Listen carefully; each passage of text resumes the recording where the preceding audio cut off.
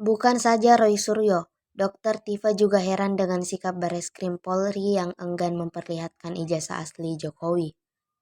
Dalam konferensi pers Kamis, Bareskrim menyatakan ijazah Jokowi yang dipersoalkan Roy Suryo termasuk Dr. Tifa adalah asli.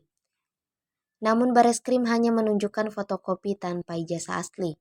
Ini menimbulkan tanya dari Dr. Tifa.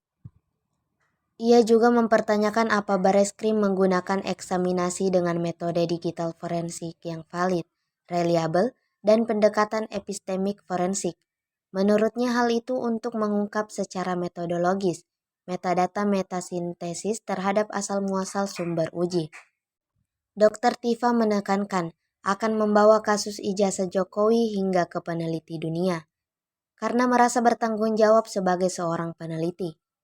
Kasus ijazah Jokowi katanya sudah mencoreng marwah ilmiah, sekaligus jadi kriminalisasi para ilmuwan termasuk dirinya dan Roy Suryo. Pasalnya, itu merupakan tanggung jawabnya sebagai peneliti.